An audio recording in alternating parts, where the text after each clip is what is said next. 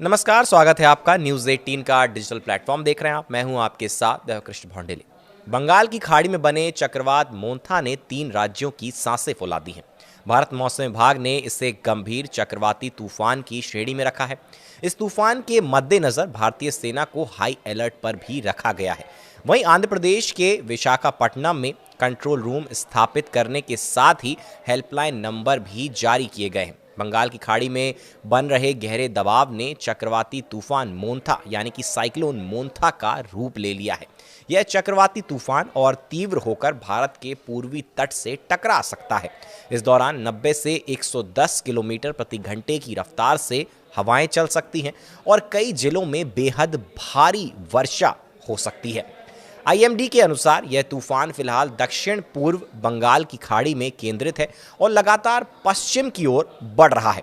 शनिवार को यह पोर्ट ब्लेयर से 460 किलोमीटर पश्चिम दक्षिण पश्चिम और चेन्नई से 950 किलोमीटर पूर्व दक्षिण पूर्व और काकीनाडा से 970 किलोमीटर दक्षिण पूर्व में स्थित था। मौसम विभाग का अनुमान है कि 28 अक्टूबर की शाम या रात को यह तूफान आंध्र प्रदेश के मछलीपट्टनम और कालिंगपट्टनम के बीच काकीनाडा के पास टकरा सकता है। चलिए अब आपको बताते हैं मोंथा का मतलब क्या होता है। थाईलैंड ने इस चक्रवाती तूफान का नाम मोंथा रखा है।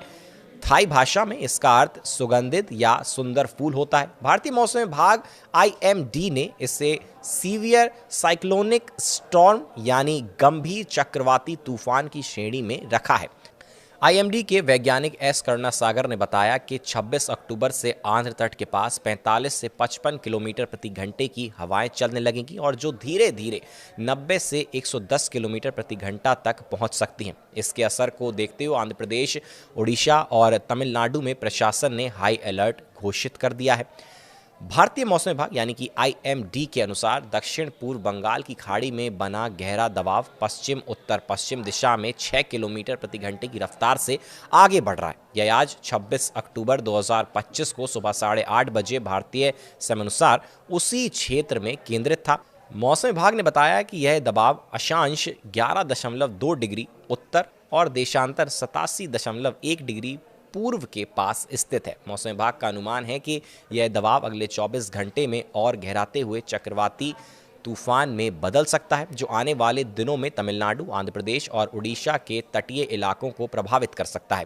इस चक्रवाती तूफान के कारण तमिलनाडु के कई हिस्सों में भारी बारिश की आशंका है।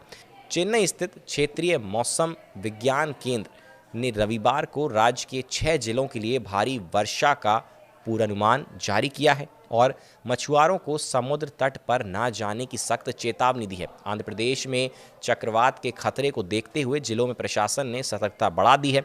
सभी जिलों में कंट्रोल रूम बनाए गए हैं और अधिकारियों और चौकसी बरतने के उनको निर्देश भी दिए गए। विशाखापट्टनम कलेक्ट्रेट में कंट्रोल रूम स्थापित किए गए जहां लोग चक्रवात से जुड़ी किसी भी समस्या के लिए मदद ले सकते हैं। इसके लिए हेल्पलाइन नंबर 089125900102 और 089125900100 जारी किए गए हैं। विशाखापट्टनम के कलेक्टर एम.एन. हरेंद्र प्रसाद ने कहा कि स्टाफ शिफ्ट के आधार पर 24 घंटे उपलब्ध रहेगा।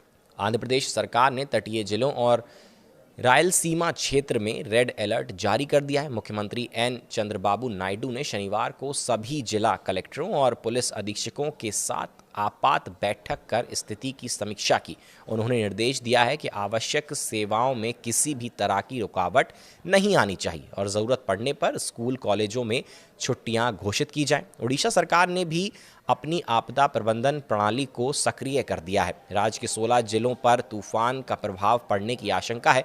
राजस्व और आपदा प्रबंधन मंत्री सुरेश पुजारी ने 15 जिलों के कलेक्टरों के साथ समीक्षा बैठक की और कहा कि लोगों को घबराने की जरूरत नहीं है। प्रशासन पूरी तैयारी में है। चक्रवात से पहले सभी एहतियाती कदम उठाए जा रहे हैं।